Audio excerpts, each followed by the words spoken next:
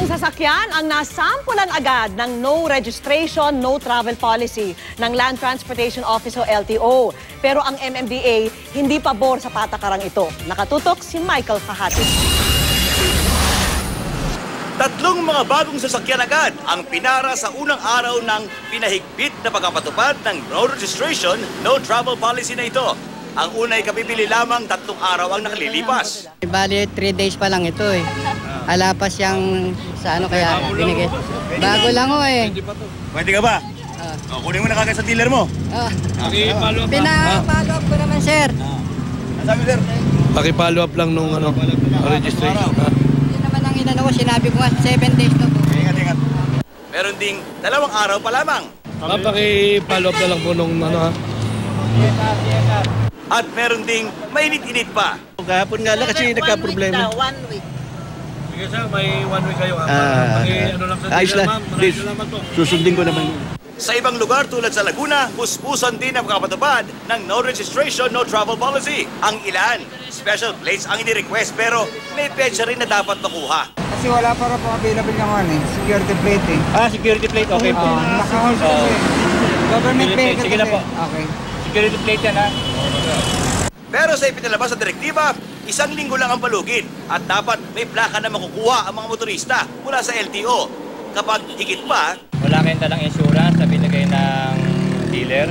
Nandun lahat eh. Nandun lahat. Hindi po pwede. Kukunin namin pati yung plate number. Sir, alam naman po ninyo na ini-implement na po as of April 1 po. Implementation po to, no plate, no travel po tayo. Jeep! kumpiskado ang inyong lisensya at titikitan ka na. Ano bang magagawa namin? Kukunin yun eh. Meron na license lang po, sir. Bakit tanggal na lang po? Kailangan ko na kasi ngayon, boss. Uuwi pa ako Pampanga. Kailan pa ako babalik ng Maynila? Nagtatrabaho tayo. Araw po ito eh. Hindi na ako makakabalik ng Pampanga. Whole week na whole week, boss. Nasa Sir, Pampanga. nahuli po kasi kayo sa Maynila. Kapag sa Maynila niyo po tutubusin. May kukunin lang kasi ako. Hindi naman kasama yung holiday hanggang Sunday. Pero obligado pa akong bumalik ng Maynila. Monday. Opo, ganun po talaga eh. Kasi bumiyahe po kayo ng walang plaka. Hindi ko kasalanan na wala akong plaka po. Oo nga po sir, pinalabas na kasi kagabi sa TV yan sir. No plate, no travel po. Hindi naman Kami po, napagutusan na po kami. Hindi naman po kami nagbaba ng order niyan eh. Sa taas din po galing yan. Sa ilalim ng direktiba, kukumpiskahin ang lisensya, titikitan at magbabayad ng kaukulang penalty. 10,000 piso ang katapat na penalty at karagdagang 1,000 pa para sa reckless driving. May 5 araw ka para i-contest ang pagkakahuli kung ito ay kasalanan mo o ng iyong dealer.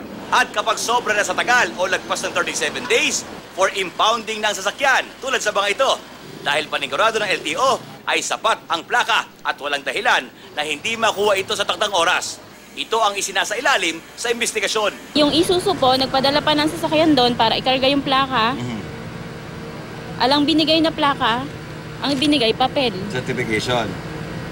Ngayon po, hinuhuli kami kasi wala kaming plaka. Kung ang may kasalanan niyan, si ka-dealer, dapat si dealer managot. Ngayon, kung kasalanan mo naman, ay siyempre, ikaw yung may kasalanan. Pero sinisigurado ko sa iyo na hindi kasalanan ng LTO kasi ang dami naman plaka na. Kanina nagpahayag si MMDA Chairman na hindi sila makikilahok sa paghuli sa no registration, no travel policy ng LTO dahil anyay unconstitutional ang pagpapatupad na ito ng LTO. Nakalagay sa saligang batas natin, no one can be deprived of his life, liberty, or property without due process of law. Ito, ari-arian to, personal property ito na hindi magamit ng ating mga kababayan dahil lamang sa isang pulisiya na hindi nila alam. Ito yung mga kababayan natin, nagpundar sila, nagsumikap para makabili ng sasakyan, naguhulog buwan-buwan. Anong kasalanan nila na wala silang plaka ngayon?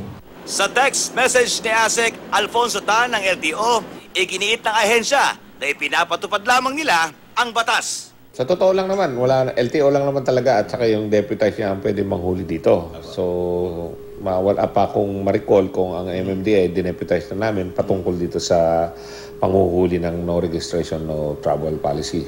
Michael Fahati, nakatutok, 24 oras.